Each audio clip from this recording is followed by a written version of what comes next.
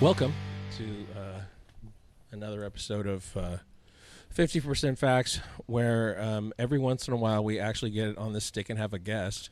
Maybe you'll learn something, since normally you just listen to us, and we're not, at least I'm not smart, and I just talk a lot. So now we bring smart friends on. There we go. To head somewhere. Now the pressure is on. Labeling me as smart. I don't know. I've read a lot of your stuff over the years, man. You know what you're talking about.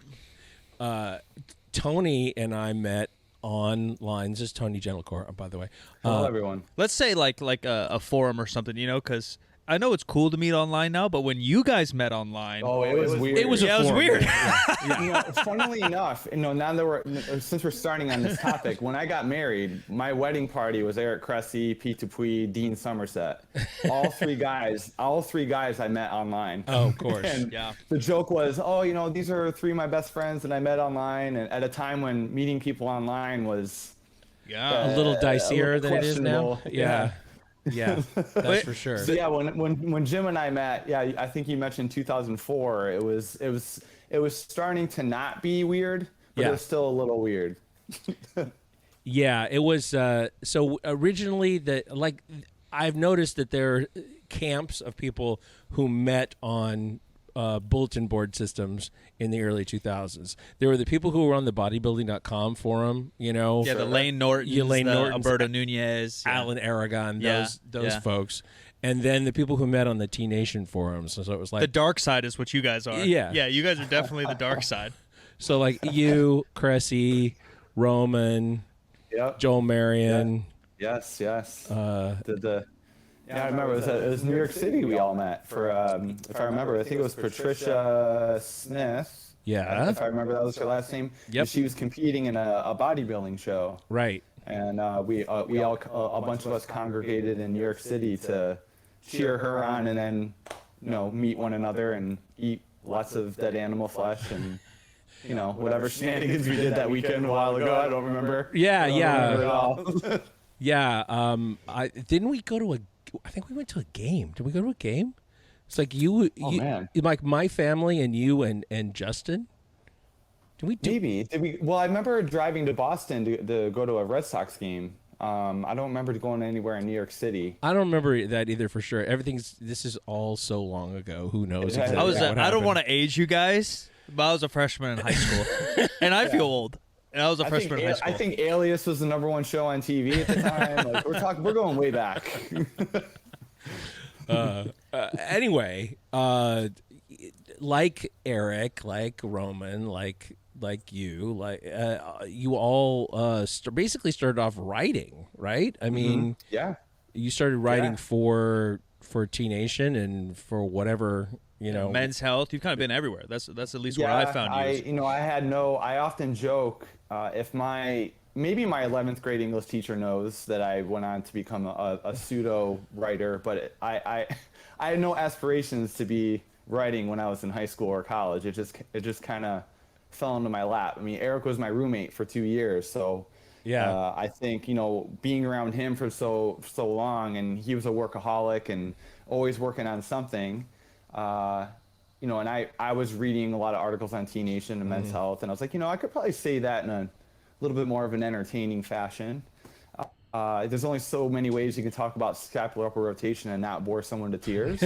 So I was like, let's do that, but maybe add in some like Lord of the Rings references and right. And let's see where it goes. And my first article on T Nation was published in 2006. Of course, like everyone, my first submission got denied, but eventually one stuck. Yeah. And then I was able to get into that rotation pretty heavily for, I want to say about a decade. I haven't been writing for them as much recently because I know Jim knows, I don't know if Mike, like having a kid is, I don't know. takes a lot of time takes a lot of your free time away. But writing, certainly I can be into that camp of like Eric and Mike Robertson and John Romanello. Yeah. We all kind of came up as writers together in the industry. Was that kind of the industry norm?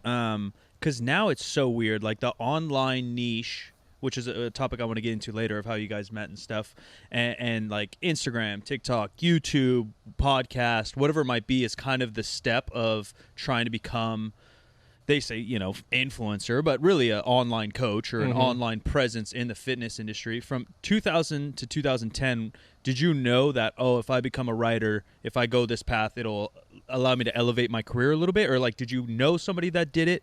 Because for me, I started reading a bunch of T Nation, just dug in, probably around the similar time, 2007 to 2010.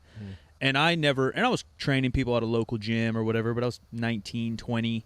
And in my head, I'm like, damn, I'm a moron. I'm never going to write anywhere. There's no chance people are going to listen to my dumb ass. Right. So, like, what's the thought process for you when you first started getting into it to think, like, writing is my next step to whatever you may think your end goal was? Or you just liked writing? Or you just thought they sucked and you wanted to talk about Lord of the Rings? So, there's a lot of the latter that goes into that. That's kind of how I walk my life, too. Like, you all suck. I think I can do this better. Yeah.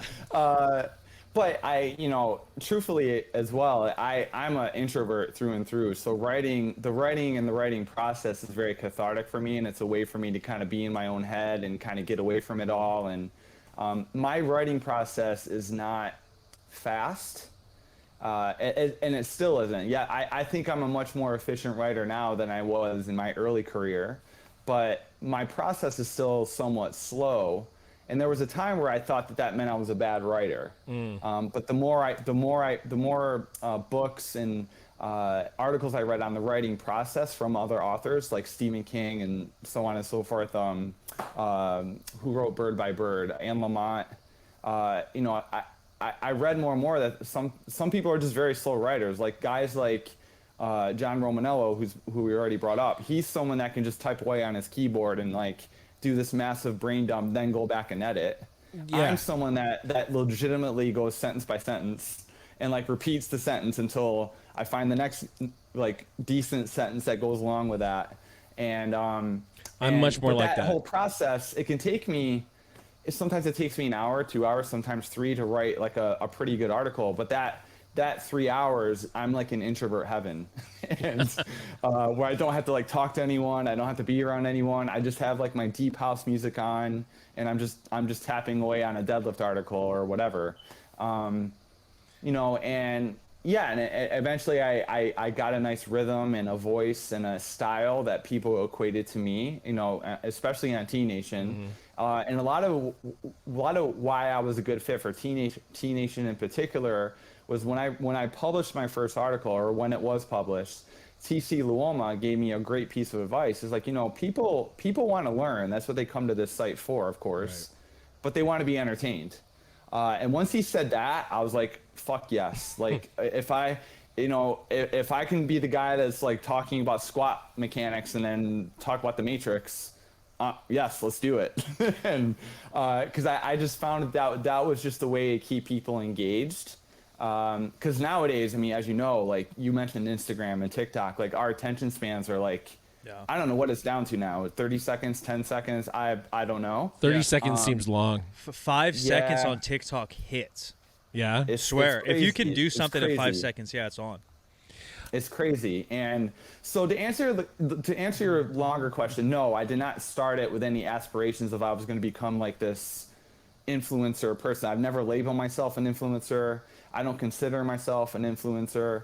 And I think a lot of it is luck, like in that I started writing and using social media to promote my writing pretty early on when a lot of other coaches weren't. I mean, when I started writing and having a blog, the only people I could recall that had that were Dan John, Mike Boyle, Chris Scott Dixon, legends. And I have to kind of probably think and raggle my brain a little bit longer to see who I could come up with. So, Eric was writing at the same time I was, Mike Robertson. We started our respective blogs together, and that's kind of stuck, which is great because I'm at a point in my career now that I've been around for so long. I've written a lot of blogs and articles, so I mean, people kind of sort of know my name. And when I do write something, it generally will get read. I don't have to like push too much, but I'd be lying and saying like it's getting tougher and tougher because I don't envy upcoming fitness professionals in the industry trying to make a name for themselves. Because yes, while it's never been easier to get your stuff out there and in front of people's eyes, it's never been harder for it to be actually absorbed and read and paid attention to. So, and that's where I feel having a style and a voice and being an engaging writer, and this could be also go towards YouTube and making TikTok videos, etc. That's not my vibe. I abhor doing videos. That I look at stuff like Jordan Syatt does. Like I can never see myself doing that style of information. Like he's really good at that. I am not. I'm more like, just give me a laptop, give me a coffee. A coffee shop to do that work on, and I'm happy. I feel like you guys really blazed the trail for Jordan Syatt to be successful. I think that you guys like. Oh, well, that's a compliment. Well, no, I mean, well, he interned for Cressey Sports Performance. I know, there, so, I know, and like so I kind of saw it in real time. Yeah. Everybody that we like know and trust know who you are. It's like we don't deal with anybody who doesn't know who Tony G is. Well, I'm the first to kind of downplay it myself. Like I've never been a self promoter. That's not even my style either. But thank you. That's a nice compliment to hear. It's absolutely true. There's no. A lot of you guys influence a lot of what I do, and I don't know if you want to put me under your wing because it might not look good for you. But a lot of my successes, and I didn't want to niche you, but it leads me to my next question. Where would you niche yourself in the industry? I found you guys on T Nation, which was known for like this hardcore powerlifting, obviously testosterone, bodybuilding world. But then you guys worked with athletes and regular folks, but you applied these principles of push, pull, squat, the basics, which, to your point before of not wanting to get in the industry or feeling bad for people trying to do it now, it sucks. Yeah. You talk about deadlifts, and everyone's got a voice on deadlifts that it's the worst thing or the best thing that ever come in the world, where like none of these people have their own style of training because they haven't actually coached anyone. But they have all this opinion going on. They've never worked. I've worked in a commercial gym. I've owned a personal training studio. Obviously, we have 3rd Street here. Like, I've worked in all these different things, so I've built a philosophy of my own. I've read all you guys, the Boyles, Cressey's, for now 15 years. To create my own methods. Where would you fit yourself? Because that's why I was drawn to your guys' crowd, where most people, I think, and even Syatt, I never really asked Jordan, but, you guys are a sports performance, but you lay it down, I mean, I guess what CrossFit would want to be, right? They say they're for elite athletes, but then it's for the everyday person. Like in philosophy, that sounds great. Yeah. But I believe in your guys' general philosophies, and that's how I train, and that's how I coach people. Is that kind of where you are? Again, I don't want to niche you, but where would you put yourself kind of in the industry? I mean, I think that's a pretty close explanation.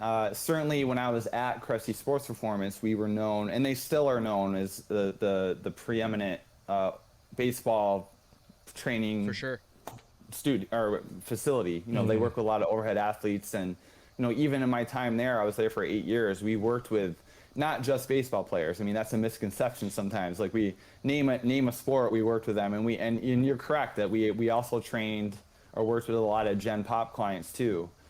Currently, I would say 95% of my clients are just regular Gen Pop clients, and I actually prefer training Gen Pop clients. Interesting. I remember speaking at an NSCA event just outside Philadelphia a few years ago, and I was talking to the crowd, and I offhandedly mentioned how, I was a co-founder, and I worked at Cressey Sports Performance, worked with a lot of elite baseball players. It was great. There's a prestige factor there. Wonderful experience. Now I run my own gig out here in Boston. I work with regular people, and I actually love training regular people. I actually prefer training regular people. I just kind of offhandedly said it and just moved down with my presentation. Later on, fast forward a few hours, there was a part in the day where all the presenters were just kind of like, we were told to be like, just kind of stand around and like be there. So then all the attendees would just come up and converse and ask questions. And I was standing there with Greg Knuckles. And I think maybe at least 3 people from my presentation came up to me, like their minds were blown, like, hey, did you just say you actually prefer training Gen Pop clients over athletes? Like, are you serious? And I was like, Yeah, like guess who pays the bills? Yeah. Like, Yeah. like guess. I mean, you look at the math of it all. There's only a finite number of professional athletes out there, and there's an infinite amount of Gen Pop clients. And my training style, you guys hit it on the head. Is I like to kind of have my Gen Pop clients like tap into their inner athlete or their former athlete. And this is not to say that I'm doing very advanced stuff with them, or that I'm even training them close to how I would work with a Major League Baseball player, but they're still hinging and squatting and pushing stuff and throwing stuff and skipping. You know, I want them to be able to do stuff that is not just standing there in one place lifting a weight. So, and they appreciate that I kind of help them realize that they can do some pretty cool things and obviously get stronger and work on their mobility.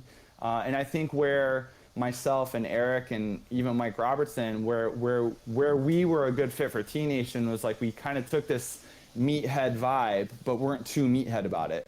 So it's like, yeah, we want you to lift heavy stuff, and it's cool to be strong, but you know, we also have to be cognizant of moving well. You know, making sure that we, you know, like improve our ranges of motion, or at least maintaining them, and we want to be able to experience a high amplitude of movement and not just be like a hinging Terminator. Like there's other stuff we can do as well.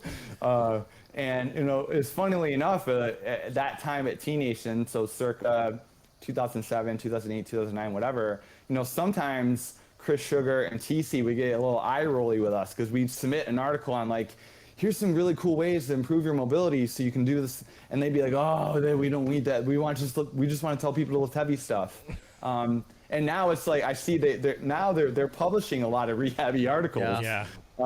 So it's like it's just kind of funny that it's like at one point they're kind of get a little eye rolly with us, and they would still publish those articles, but and now people understand like, oh yeah, there's kind of something to that. Like we want to perform well, but also, you know, not injure ourselves and get hurt, and how can we work around certain injuries, like, and that's one thing I write about a lot currently now that I'm 45, is like Jesus this idea Christ. of the trainable menu. Yeah, I know, Jim. 45. That's like crazy. What the hell? Anyway, go on. And Sorry. then I talk a lot now about this idea of the trainable menu.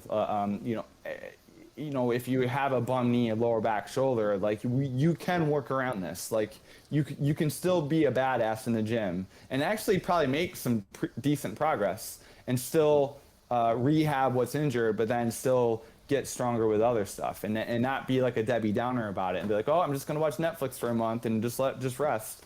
Because to me, that is not an appropriate answer for that. So I know I'm getting a little ranty. No, you're good. But You're good. I'm just flowing. No, it's perfect into the question that one of the main ones I wanted to bring up today, because you are so experienced with some online stuff, some in-person stuff, some pro athlete stuff, is that everything is cyclical, right? And especially the fitness industry, we know history tends to repeat itself, and you talked about mobility being like cool for a while, then not cool, then injury rehab's cool, then it's not cool. What I've noticed, and you guys meeting, is that like the beauty of the internet is that niches can become powerful. Yeah. Right? Like I'm the only guy that deadlifts at my commercial gym in 2007. So I started YouTubing around, and that's how I found Two Nation, right? I wanted to find someone else that knows what a deadlift is. Nowadays, those niches are much expanded and move much more rapidly, right? Because like we said, the consumption of TikTok is insane. Instagram is so fast, and there's so many people wanting to gain a following because that's all kids care about. I don't know if I told you this, Jim. I was listening to the radio here in Sac, and I think it was like our local education board or something talking, and they're having like a career thing for these high schoolers, and like, don't quote me, but I think it was like 50 to 60% of kids said their dream job is an influencer. Yeah. I'm like, 60%? I said, what the fuck does that mean? Yeah. What is an influencer? How do you plan to monetize that? Which is like, it's cool if you want to say like, I want to do online marketing via content and build a business, right? If you have that in your brain, sure, that sounds, you know, some steps we could take. Long-winded question here, but what I've noticed is you probably knew, like, online YouTube really took a big boom in kind of 2013, 2017, especially in the powerlifting space. I feel like even the early T Nation space, when you were speaking, it was very aesthetic and bodybuilding space. You know, it was still like the Jay Cutler and all those guys were top dogs. What I'm noticing now is that people it rotated back around. Like everyone just wants to be pretty. They just want to be like pretty cut. Have you noticed any of that, for one question, with your actual clients? Because I see these niches right on TikTok, and the cycle might not hit a regular person. And then two, have you seen that with your writing and your forums and some of your peers maybe? I agree wholeheartedly. I also think it's very regional. Makes sense. I find that because I still do a lot of presenting now that we're kind of sort of coming out of the pandemic. I'm starting to present again, and when I do that, I often tell the story of my buddy Ben Bruno, who's from the East Coast. He's from the Boston area, the New England area. Yeah. And he was working at Boyle's when I was at Cressey. And we'd hang out often, and he eventually moved out to California and started working with famous people. And Yep. And I remember him and I having a conversation when he was back in town visiting his family, how he was kind of having a rough time with the transition, because he would say, okay, so-and-so, we are going to take that straight barbell on the ground, and we are going to lift it off the ground. We're going to do a deadlift. And they'd be like, fuck no, I'm not doing that. Like, are you crazy? Like, I don't want to get big and bulky. I could care less about, like, lifting heavy weight. I just want to look good. And but the funnily enough, what he would do, which is brilliant, because he's kind of one of the first guys that I can think that popularized the landmine.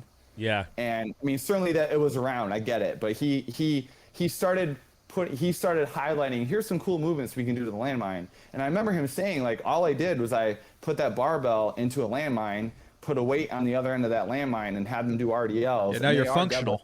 Now you're functional fitness. And they're like, yes, I will do that. This is great. This is so novel and new and exciting. Hate it. And the East Coast, I always find, is still a little bit more of like the grungy, I want to get after it, I just want to be strong type of vibe. And obviously out in the West Coast, when it's warmer weather, the sun's out more, it's a little bit more aesthetic. I get it. So I do think it's still regional. With me here in Boston, like, I get my clients are pretty self-selecting in that they're very familiar. Either they're a referral from a current client, of course, or they're familiar with my work via my blog or have read stuff on T Nation. So when they seek me out, they know what they are getting themselves into. Like, a lot of times I get people reaching out to me saying, hey, I love doing deadlifts, but I always mess up my back at some point. Could you take a look at it and maybe like audit my technique or my squats? And of course, that is my bag. I will help you do that. So with me, I can only speak for me personally. I kind of live in this bubble of people who are a little bit more performance based. But there's always a nugget of people want to look good. Don't get me wrong. Yeah. Like, we all want to look good. So, but I do think it is cyclical. Like, certainly when CrossFit was very popular, what do we say? I would say it peaked at maybe 2010, 2011, 2012-ish. Yeah. People started getting very aesthetic. Like, I want to be ripped like a CrossFitter. But then they also realized that in order to look that way, you have to train your ass off. Right. Yeah. You're not just doing these like foo-foo-y stuff in the gym. Like, you are going to grab a barbell and lift somewhat heavy weight. So, I think I see these ideas, these concepts being very cyclical. And I will say I just joined my first commercial gym recently. And by recently, I mean this past fall, for the first time in at least 20 years, very minimum, and probably even more than that. And I got to say, I can think back to when, 1997 to 2000, when I was formerly part of a commercial gym.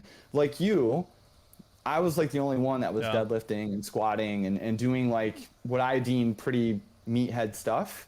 The gym that I go to now here in Boston, which is right across the street from Boston University, actually, people are fucking getting after it. Like, I see a lot of people squatting, deadlifting, hip thrusting, male and female. Like, there are so many women on the gym floor now that are just like lifting really heavy weight, and it's awesome. Like, it's really, I feel like that is an Instagram and TikTok for sure thing.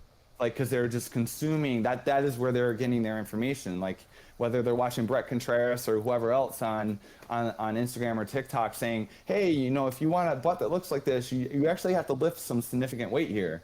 And I've noticed, like, it's more acceptable now to be lifting heavy, in quotes, than it was 15, 20 years ago, for sure.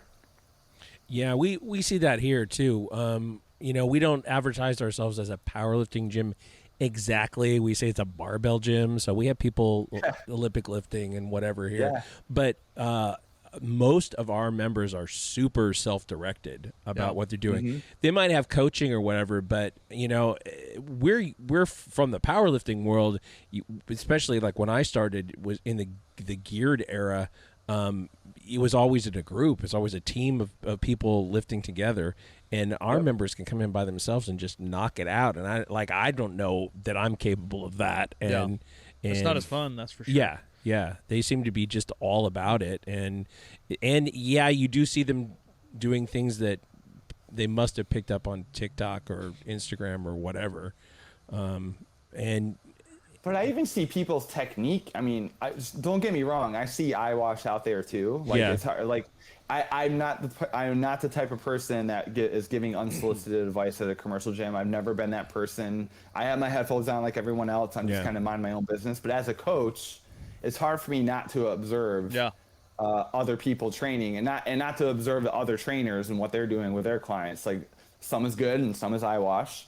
But I have to say, like, even when I'm watching people deadlift and I'm watching people back squat or front squat, whatever, I have to say even the technique is better now than it was 15, 20 years ago. Like, people are, and don't get me wrong, depth on a squat is arbitrary. I could give two shits like how deep somebody squats, but I'm really not seeing a lot of like like quarter squats. Like, people are squatting pretty deep and they're maintaining a good spinal position, and it's really just different now. I think it's much more accepted and socially acceptable for people to be lifting some heavy weight and getting after it now than it was, before Instagram and TikTok became a very popular thing and we got into influencer mode. That's the one thing I hope that doesn't cycle, and it seemed to stuck pretty good for maybe 12 years, is that just the barbell.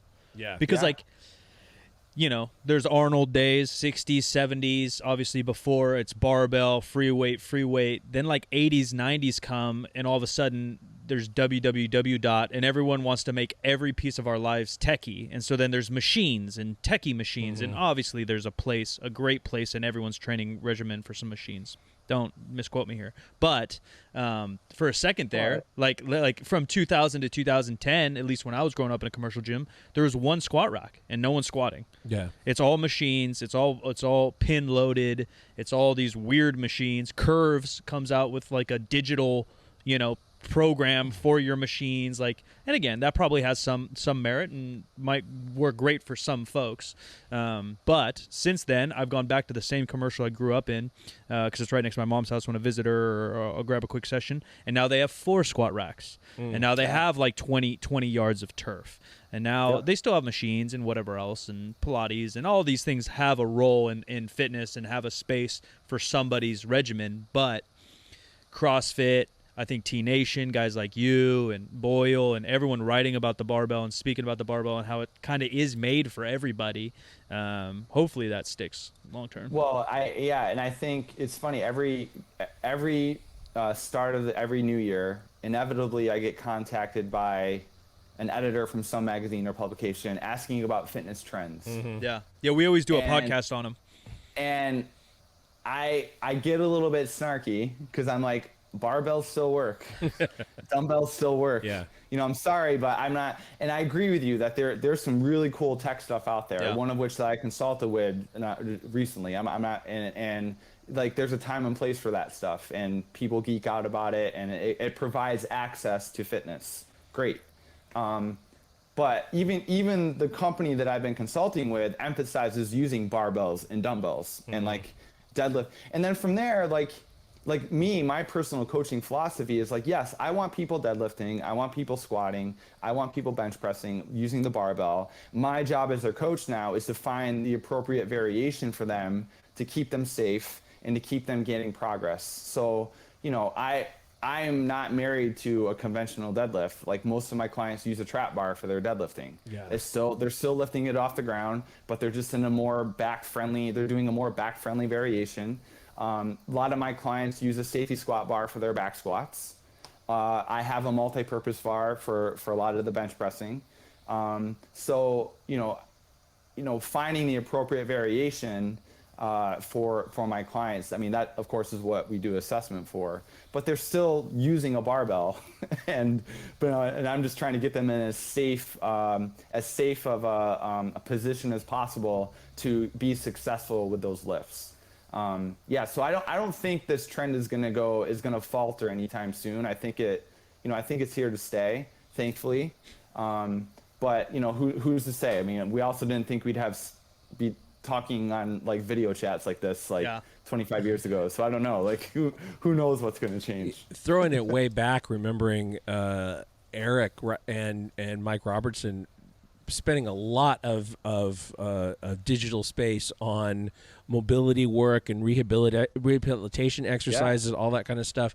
And I mean, years before Kelly Starrett, whom we know really well, turns it into, Mobility WOD and now the Ready State, and just it turns it into a whole, like that's their whole business. Marketing empire. Yeah. Yeah, coaching just for prehab.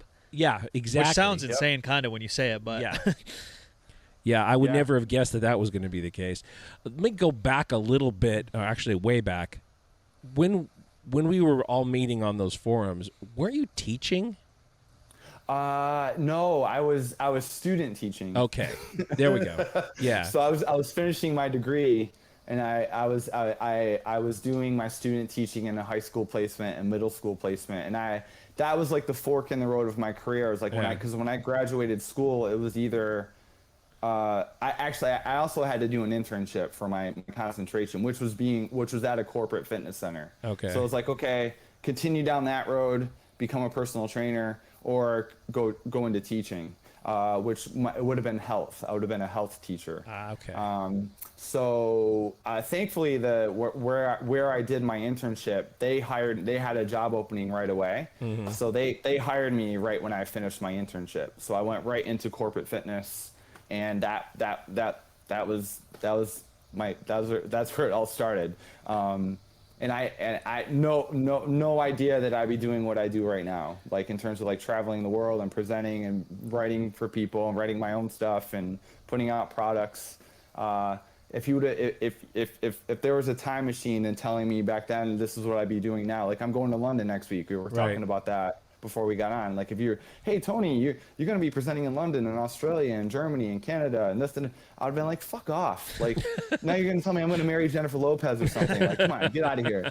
And it's just crazy to think that what started as like, I like lifting and, I think, wearing sweatpants to work every day is kind of cool. I think I'm going to do that rather than be a teacher. However, giving myself a little bit of credit, I did take it upon myself, though there forums are where I did a lot of learning, Jim. Right. So when I was at that corporate fitness gym during the downtimes of the gym, I was on those forums. There was, of course, I was fooling around and like, joking around with people, but I was on there learning. I was going on T Nation and reading every article and going on Rugged Mag and reading those articles and learning in the forums. And, I really took it upon myself to become a better, more informed coach.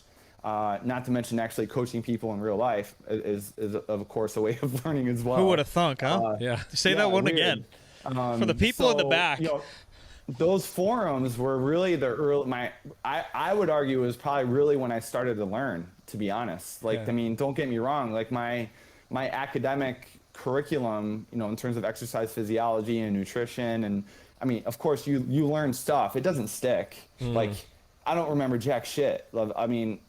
It's like once I was in front of my first client, I was like, okay, let's do some seated rows. Let's do I don't know what the hell I did.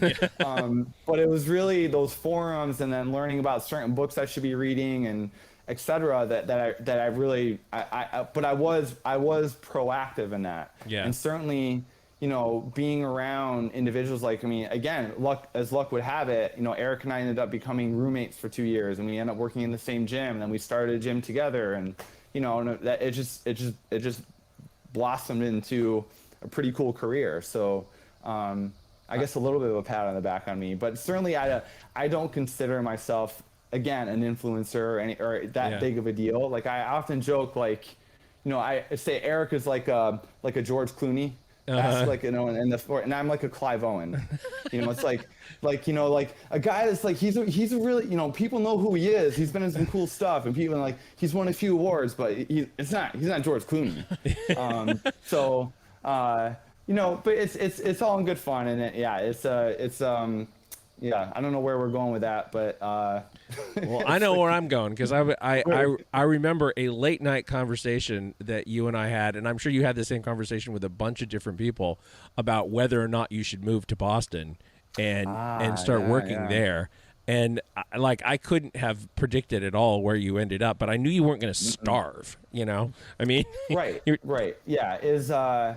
Yeah, I think what ended up happening is I was working in Syracuse. At a variety of gyms there, and then Eric graduated from UConn, got a job in Connecticut, and then he was encouraging me. It's like, hey, this gym I work at now, they're looking for a new trainer. I think you should look into it. And then when I went out and they interviewed me and they offered me the job, I think that's when I was like, oh, I don't know if I should do this. And because I like a lot of people, I like my comfort zones. Yeah. And I don't like leaving my comfort zones. And that was going to be a big exiting out of my comfort zone.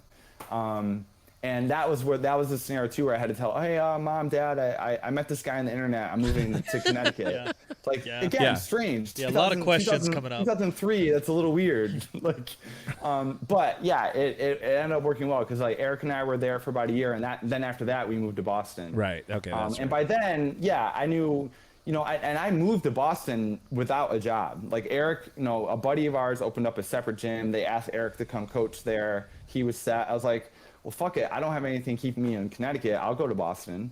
I'm pretty sure I'll probably find a job there. I know what I'm doing. And then I got a job at a swanky commercial gym in the city, downtown Boston. And I was only there for a little under a year, because then right after that is when we opened up Cressey Sports Performance. Mm-hmm. And then from there, that's when everything really took off. Yeah, once we had that. Such an influential business, because I don't know anybody in the athlete world, the baseball world in particular, who doesn't know about Cressey Performance. Yeah, and Pete, giving credit where it's due, Pete Dupuis is a big component of that. Yeah, where especially in the initial stages of that gym, Eric and I had a little bit of a leg up in that he already had a pretty big following. Mm-hmm. And I just started writing for T Nation, so I was kind of getting my feet in the industry too.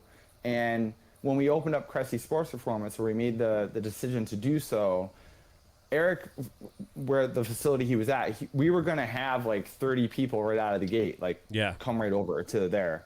And not to mention Pete, he was the business guy. So he was going to be the guy who's going to be in charge of taking calls and doing the bookkeeping and scheduling. And so then Eric and I could just be coaches. Right.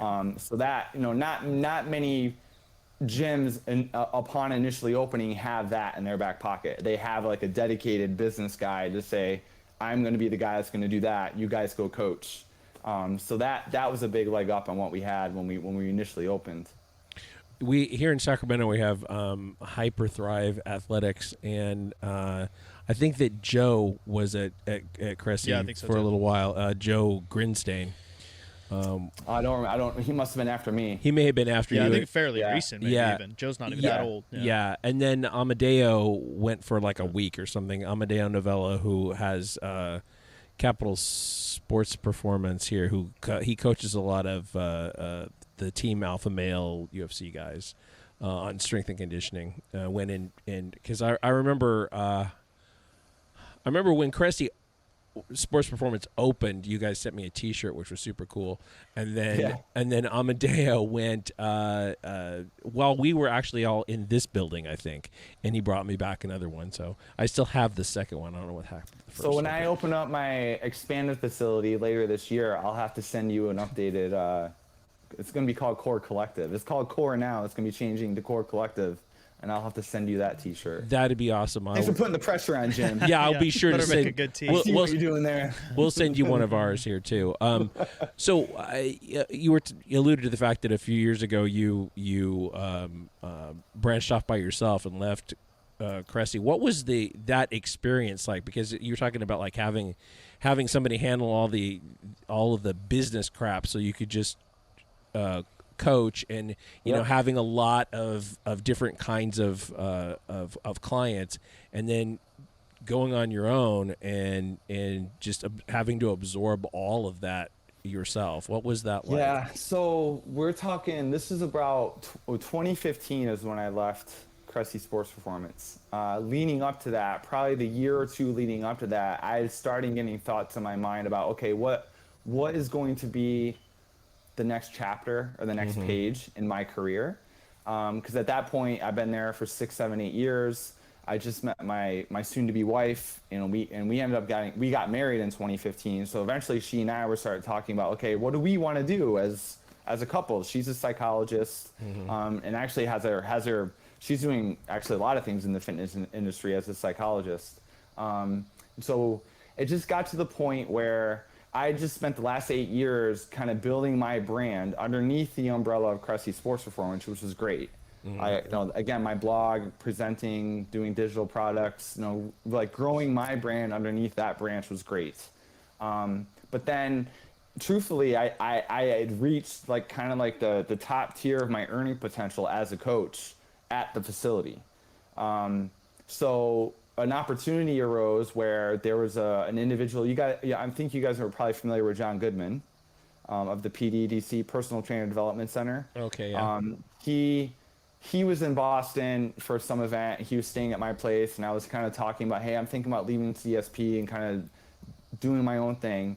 And it wasn't that long prior to that I wrote an article on my blog saying I never want to own a gym. That's the last thing I want to do.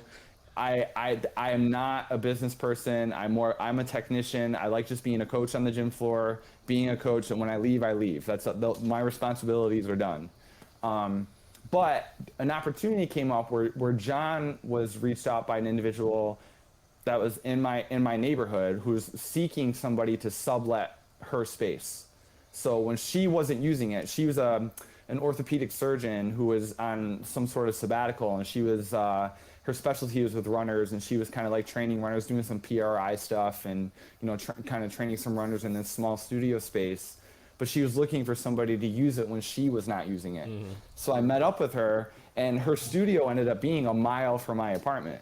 And I was like, I'm interested, so long as you're cool with me, like bringing in a power rack and some barbells and some, like, I need some weights here. Like, I can't. Yeah. Like, she had like a treadmill and like a smattering of kettlebells and some bands. Like a stapler. Like, it was like, okay, I need a little bit more than this. Yeah. And she was cool with it. And and I announced that I was going to be doing this, and that I was going to be leaving Cressey Sports Performance. And because of my reputation in and around Boston and regionally, like, I had like 20 people out of the gate ready to like train me right out of the gate. So it was a lot less daunting because I wasn't starting from zero. Right. It was like, okay, I had a nice influx of people, which goes to show, like, it takes all those years I spent writing my ass off and coaching, building a brand, like, rapport with people, relationships, being engaging, not being a jerk. Like, it paid off, because like when I said, hey, I'm opening this place in Brookline, Massachusetts, here in Boston, who wants to train to me? I had a bunch of people say, hey, I do, I want to come in. So that worked out well and made it a lot less daunting. In that same span, I had recruited another trainer for her to use the space even more. And then eventually she was like, you know what, probably 6 months down the road, she's like, I'm not renewing the lease. I will punt this to you if you want it. And that's when I was like, I don't know if I'd want to. And so I put pen to paper, did the math. And I said, well, assuming the other coach that I recruited that was subletting under her stayed, and I kept all my clients, I would be making money rather than paying rent. So then I was like, fuck yeah, that sounds like a no-brainer. So for the past 6-7 years, I've been running my own business out of this small training studio here in Brookline, where I do the semi-private model. So similar to what we did at Cressey Sports Performance, where we have athletes kind of doing their thing on the gym floor, and our coaches kind of meandering around doing what I would call coaching triage. So like, okay, we'll fix a deadlift there, fix a med ball throw there, that's what I'm doing, but with Gen Pop. So I'm working with anywhere from 2 to 4 people at the same time, working off their own program. I'm coaching them up. We're listening to 90s hip hop, and we're just getting after it. Dope. I mean, it's like weird if someone walks in and there's not 90s hip hop playing. They're like, "What's going on?" And in that time, I've had upwards of 5 other coaches subletting the space when I'm not there, and it's a tiny space. It's 500 square feet, so it's not very big.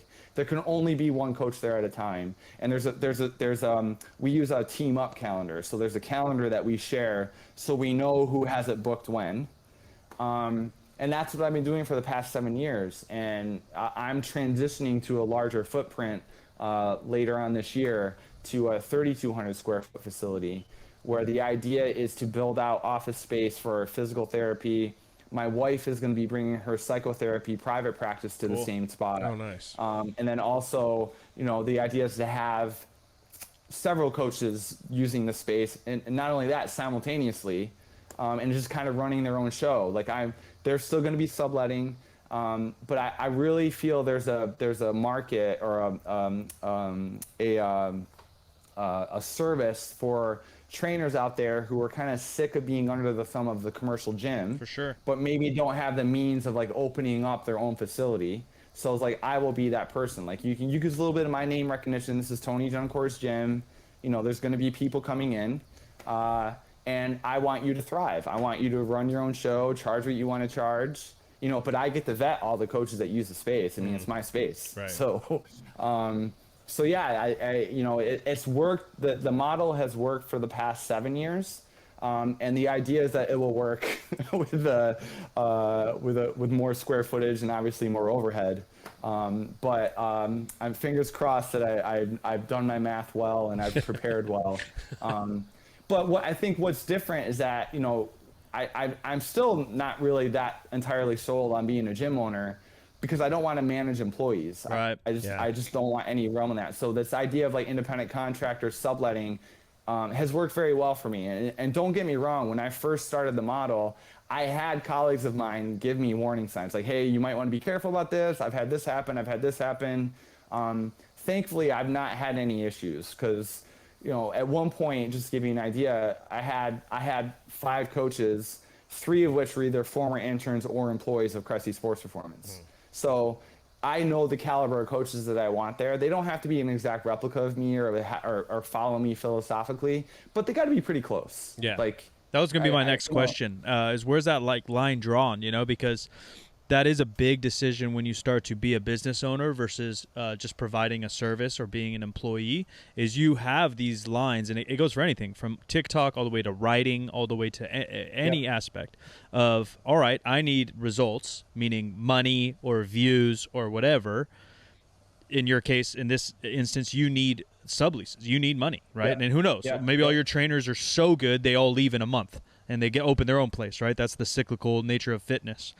Where do you draw the line of qualified or vetting these coaches? Are you going to let in, something that you think maybe isn't the best, most knowledgeable person, but you got to pay the rent? And how do you draw that line as a business owner? I can't be that naive to think that won't happen at some point. And right now, all the coaches that are with me now are going to follow me there, and they've been there. Some of which have been there for 3, 4, 5 years with me. Yeah. So, I feel like, first of all, I think like I'm treating them fairly. I'm not there to nickel and dime them and make as much money off them as possible. I legitimately want them to be successful, but there is an understanding that, okay, we're moving into this larger space. My overhead is going up. Yeah. Like, prices are going to be going up, fellas. Sorry. That's just the nature of the beast. But I've in terms of like how I'm going to vet other fitness professionals who might want to use the space, a year from now, 2 years from now. Thankfully, Boston is a very infested, robust area for quality coaches and trainers in physical therapy.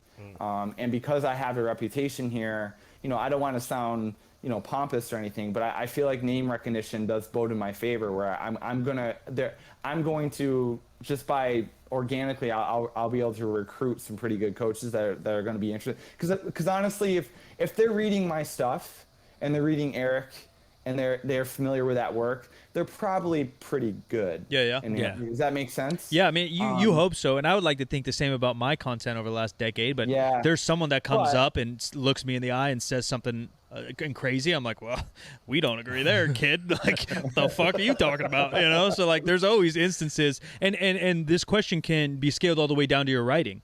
You know, if you talk about deadlifts being bad for your back, you're going to get more clicks.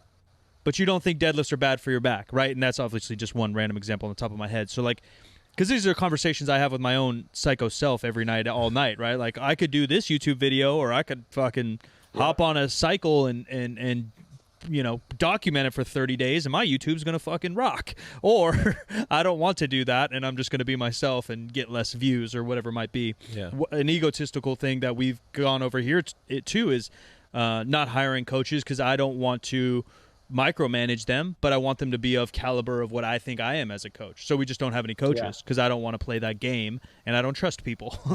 You know?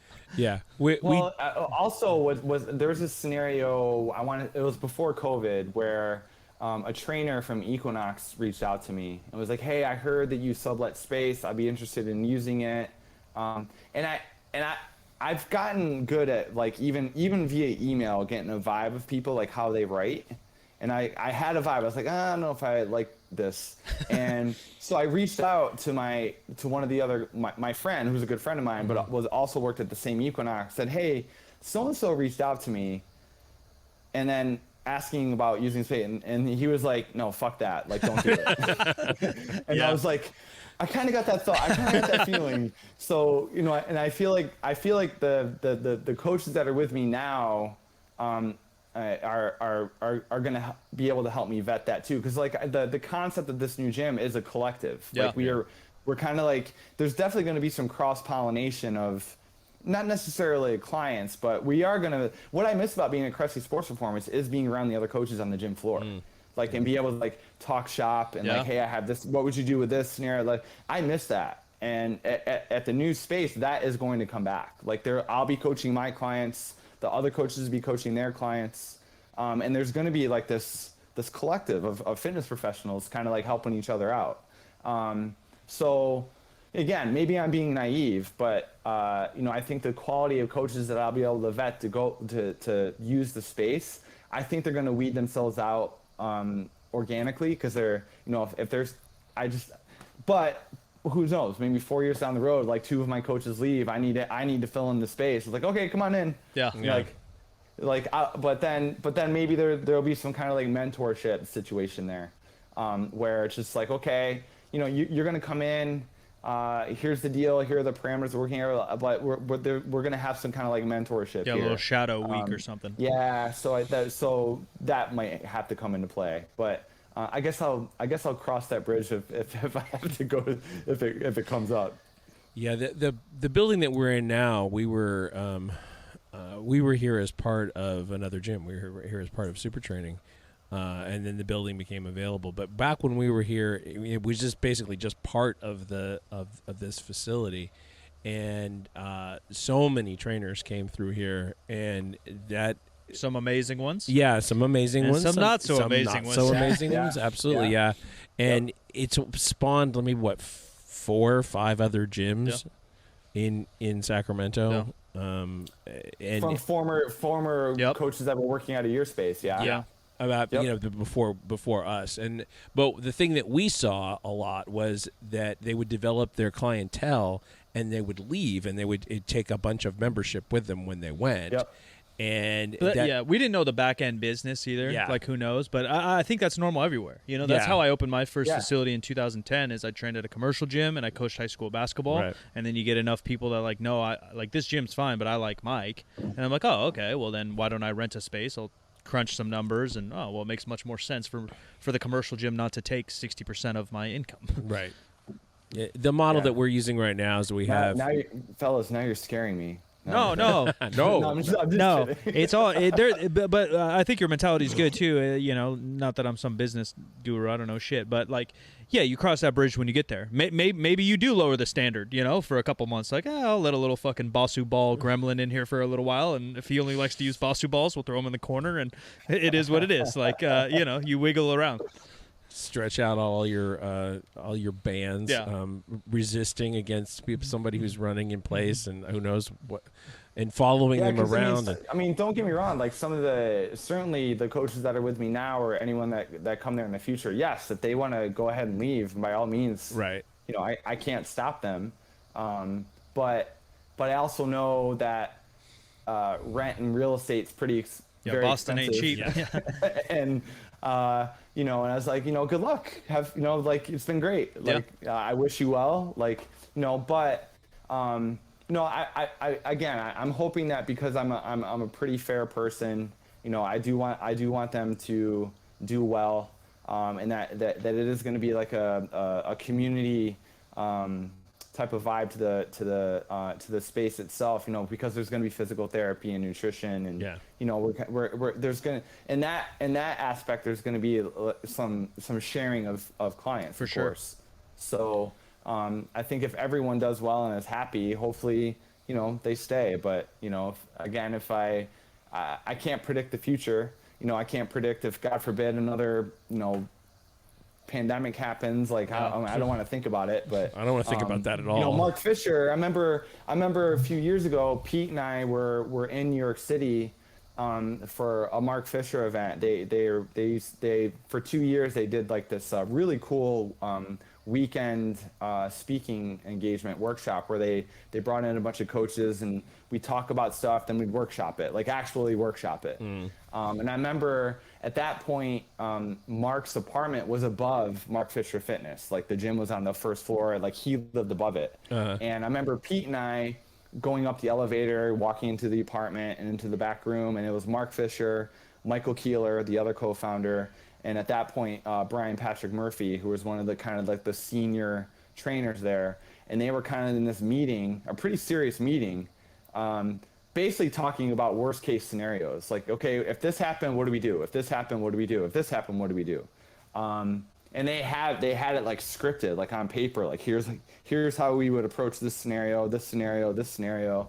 And I remember Pete thinking to himself, shit, like, we should probably do something like that, like at Cressey Sports Performance. Like, what happened if, you know, you or Eric got in a car accident and like, you know, you guys can't coach? Or what happened if, you know, like the building flooded? Or what happened, like, who knows? What happened at the pandemic, you know? Like, so, you know, there's going to be, my wife and I are going to sit down at some point, I'm sure, and figure that out. Like, okay, if we have a coach who's paying pretty routine rent or subletting rent, and he or she leaves at some point, how are we going to fill in that, you know, that gap? You know, is it requiring like a month of rent up front? So there's a 30 day like leeway, like, hey, you pay this last month's rent up front.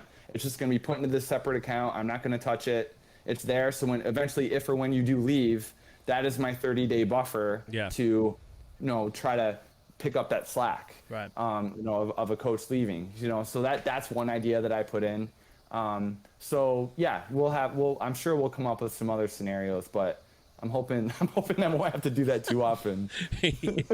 Yeah, it's been uncertain times, because we opened here like in the heart of the pandemic. We opened in November of 2020.